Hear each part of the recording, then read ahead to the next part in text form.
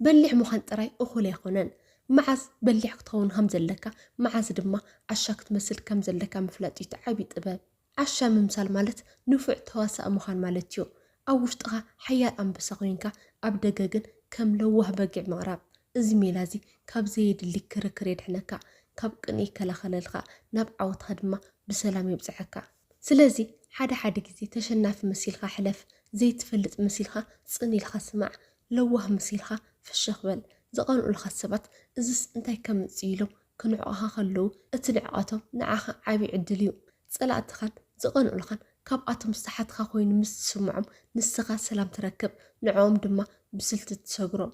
عشا مسيلخا درارو مودقلو زبل مسلا حدا كافتم رققت نايسنو لبونان ميلان بالحاتن هيوتنا ايو إزي مسلازي أنا كباخا بلس كاب زبل نايت تعبت منفس وطيخا بتحتنا بسقطان كم يجير خنا عبي عوض كم تبقى عزمهريو اتم قصيلهم زنقركا حموش تنطبتات كمي أبي معازن عشاك تمثل كم زلكا كم ودما كاب تسألاتك حلو خان ناب عوض كمرح خان يوم سلام إز channel سنة لبونايو إز مدب زساند لكم دما أنا حفتكم لي دعية نز channel حدش نتخونكم سبسكرايب جورو قدامي مخرم محتات ما بزحت إجزي كاب تسأل الناس كنرحق ويكنقارسو يسمعنا اتبلي حسابكن نصلايو قريبو مرمار مسارحيو يقبرو زميلازي تعبت نزبها لنا ود سب دخمت متكبر بايتا بمهاب يسرح ود سب كباخا بلص وي كباخا يفلط زبل سمعت كسمع يفوتيو نحد تسأل أكاسب اسكي بز قداي مخرهابني نسخة زيادة تفلطي خمس تبلو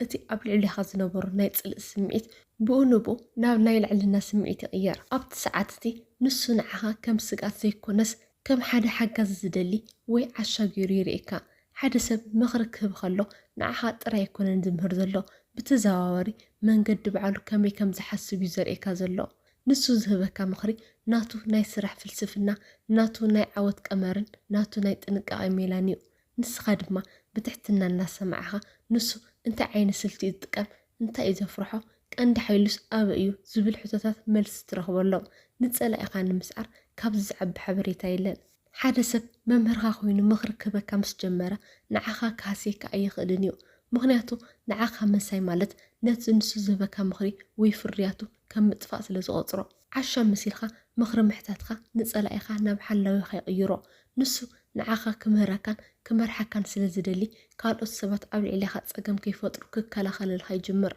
مخر محتات مالت بحقي طفيقا مالت زي كونس نسألا إخا تقزأ سمعي تقيرها ناي حبريتا من جقخون مقباريو عشا مسيلخا بمسمع نسألا إخا بناتو تسأباي تسعرو نسألا إخا كتسعرو انتدليخا مجمريا أنقعرو ركريكا زي كونس أنقول ركريكا عدل هبو كال أي كاب قنئي نمدحن قنئي حادا كابتو مرقات قندما أسيوم حادا قنيتات حمامات ود سبيو سبات كاب آتم زبلح وي زعوات كري خلو نسخة بتنكاريخان ببقعتها نعاتتهم حصرتهم تزخرهم لها سلازي نسخة نعاتتهم كم سقاتي خاطر اليوم اتسعيب زمت نايك أنا قبل ملسي دما نعاخا كم من قد عواتها كسحبها كعنقفها ويسمكا خطلهم مفتانيو نسخة بليحن حيال مخانكا كل جزي كتر انت دليخا أبصري خازلو سبت كل جزي أمكل خاليوم زخونو عشا ويلوه مسيلخا مقرابكن ناتي أوشت أمزلو نايك أنا حاوي متفق معيو نساتهم نعاها كم دخم ويتراسب كيرا مس زريخا أوشتهم زل السقات هدأ نسدا انتاي كقبري خد إلهم كحسبو خلو نعاها بسلام كتسرح نتس أبيتاي فتر لها مبزحة أساب كنعا أي فوتنيو نفع سابقن نعاقا تسالايو كم عبي عدليز تقاملو تسالاي خامس نعاكا نعاها نمتقع زخوانا مدب أيوصن تسالاي خامس نعاكا تنقاقيو يقودل تسالاي خامس نعاكا نعاها كم تودا دارس لزيريكا حق انيا مدباتو أب قدمي خيوص ات بحق حيال سب حيلو زرئلو جيزين بوثاني مرتيو أب زيد اللي جيزي حيل خامراي تسالات معدا مالتيو بدقة كم بقع لوه سامعي تحط كينكا خطقرب خلها نخلو زيد اللي تساقط توقدو أوش تخاقن اتنع عوت رأيخا كم أنبس عاقب خايت تسنح بزميل هذي سبات كي تردهم نفت زلع على نع عوت أرز تبتصح عشا ممثال مالت كبرت خامق الناس مالت زي كونس نت سبات نعوتها كي عنقفات تقاملو سنن بناو مكالا خليو كنئي نعوتها كي بلاشو تحت النخن لو هاتكن كموالتا تتقاملو سبات عشايلهم كسحقو خلو نسخة بوشتخا نعوتهم ببلحة توصدلخا مالتيو اتزبلت اتعواتي صلاقيو كيتدالو خلو بسقطا سجيرو زحلفيو سالساي كاب زيد اللي كركر نمرحق مبزحتو سب نحسابو وين امنتو كم منتو غير يزوسدو سلازي حسابو كنقف خلو نسو بعلو ستنكف خوين يسمعو እዚ ድማ ናብ ዘይድልቅ ቃላት ዓውዓውታን ጽልእን ይመርሕ እትበሊ ሕሰብ ግን ክርክር ከም ናይ ግዜን ሓይልን ክሳራ እዩ ዝሪኦ ሓደ ሰብ ብዛዕባ ሓደ ነገር ጌጋ ሓሳብ ሒዙ ብሓይሊ ክካትዕ እንተደልዩ እቲ ዝበለፀ ሜላ ምስኡ ምውጋን እዩ ልክዕ ኢኻ ከምኡ ክኸውን ይኽእል እዩ ወይ ፅቡቅ ሓሳብ ኢልካ ብፍሽኽ ተሕለፎ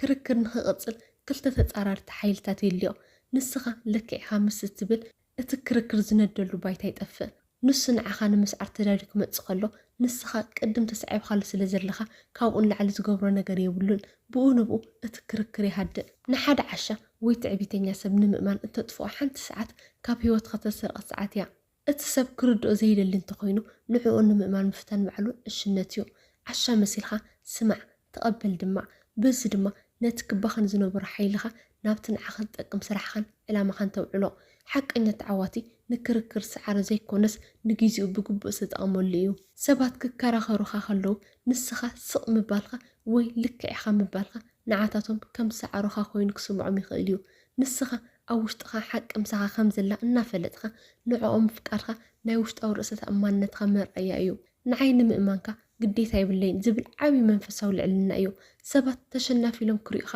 ንስኻ ግን ሰላምካ ዓቂብካ ትኸይድ ሓደ ጥንታዊ ምስሊ ኣሎ